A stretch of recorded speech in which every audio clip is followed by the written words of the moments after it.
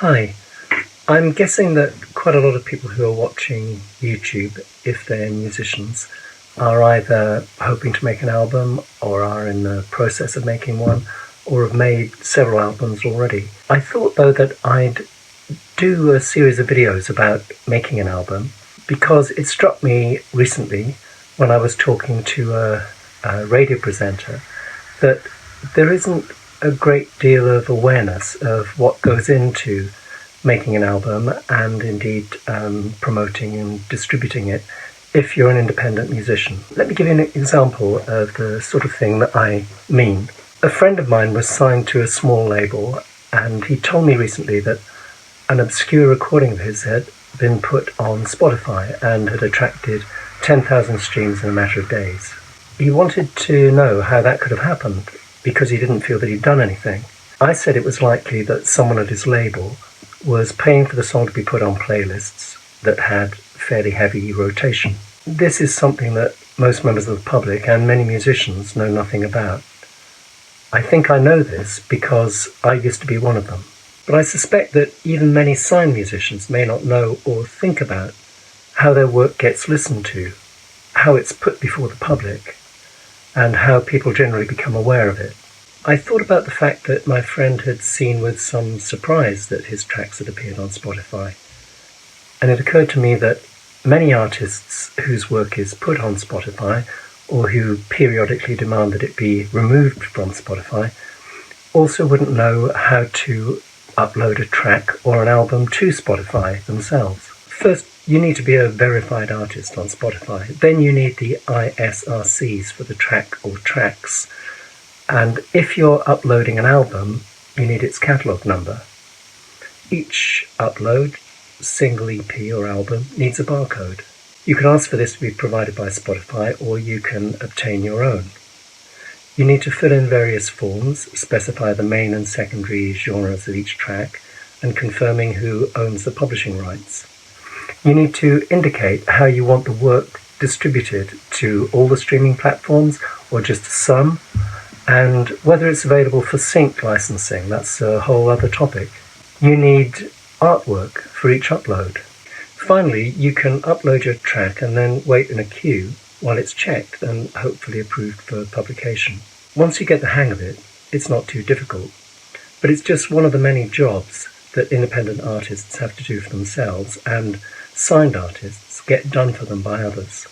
Before you release an album, you have to write one.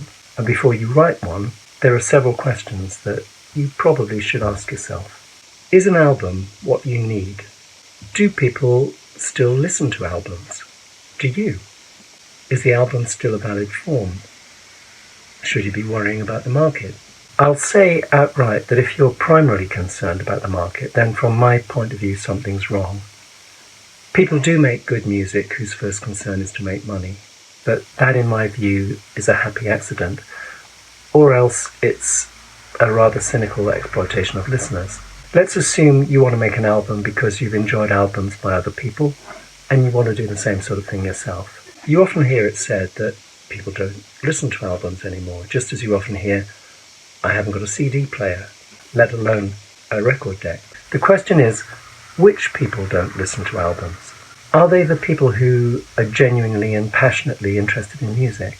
I remember Danny Baker talking about this once and saying that back in the 70s, the proportion of people in a school who were really interested in music was actually quite small, say 10% at most. Probably it's not much more than that now. Casual listeners, and that of course is a much bigger proportion of people, may not care whether the song that they're listening to is part of an album, and playlisters may not care. Though, of course, the best playlists are albums of a sort. And when artists accumulate a lot of singles on a streaming platform, they may seek a means of organising them into smaller, more manageable units. The album is clearly still a valid form because, like the book, it's an efficient way to organise a body of material. It's hard to hold 100 songs together in your mind and see the relation between them. Also, the periods of the lives of songwriters that songs come out of are phases, and albums very often correspond to those phases. That's why the form is stuck. If you're an EDM artist, maybe it's different, but For rock, pop, country, folk and hip-hop artists, the album is still a living and necessary form. Albums are still the most compact demonstration of commitment to writing songs. If you release 20 singles, that's great, but it may give the impression that you're releasing the singles without much thought about what they amount to. This is a personal thing, but if I Shazam a song on TV and go into Spotify, see that the artist has released only singles, I'm immediately less interested. Why? Well, I get less of a sense of an individual sensibility working through music. And this, which was foregrounded especially during the 70s singer-songwriter boom, is something I value and enjoy, as I do its equivalent in other art forms. The idea of the individual as someone that a story can develop around is very important in the creation of an audience. Some of the most widely listened to artists in the world may release a lot of singles, but they usually release albums too. And it's the albums which end up representing them. I mean, if you think of, let's say, Radiohead or the Arctic Monkeys, they're represented very largely by albums which are thought of as in turn representing phases in their musical output and their creative journey. I think this has been true of all generations since the Beatles. Everyone interested in the Beatles has heard of the White Album, even though that's not its actual name. Everyone interested in Dylan has heard of Blood on the Tracks. Everyone interested in Neil Young has heard of Harvest. Everyone interested in the Manics has heard of the Holy Bible. Everyone interested in Taylor Swift has heard of Folklore, and so on. As Neil Young once put it, in the music business, songs are currency. And I'd add to that albums are gold ingots. They are discrete lumps of musical value that people can see and sort and use to organise how they listen to you. The first part of releasing an album is writing the songs. And I may, if there's enough interest in this series, do a video on songwriting, but my purpose here is just to talk about getting your songs into an album-ready form and why you might want to do that. If, after you've gone through all the preliminary questions, you decide that you still want to make an album, how do you begin? Well, the truth is that you're likely to have begun already. I wrote my first song, age 14, at the back of the physics class. I was playing guitar, I was learning other people's songs, I was on the verge of joining my first band, and I wanted to express myself. That, I think, is perhaps the commonest genuine motive for songwriting. You want to express something. Let me now jump to the thing you need to do once you've got a number of songs. Draw up a track list.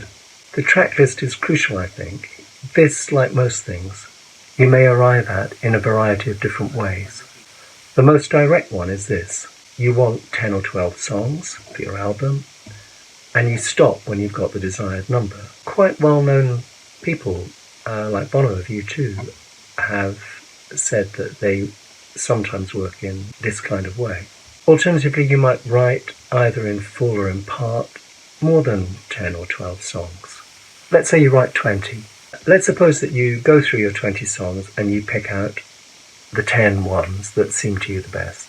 If you then write these down, not initially in any particular order, you may begin to see some kind of thematic tendency, some coherence among them.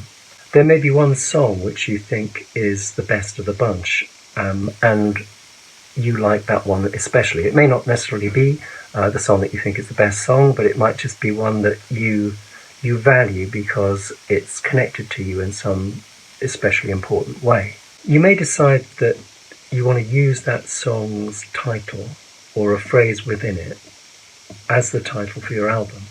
And at this point, you write that provisional track list out, and then you put that title above it, and your album has begun to exist.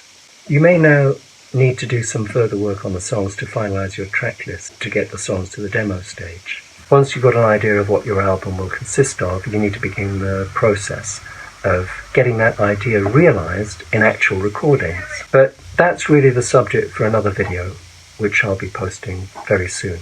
If you've made it this far, forgive me for asking, but maybe you'd consider subscribing to my channel or liking this video. That will help any subsequent videos that I do to get directed towards people who might be interested in them. Thank you very much for your time and attention, and I look forward to seeing you again soon. Bye for now.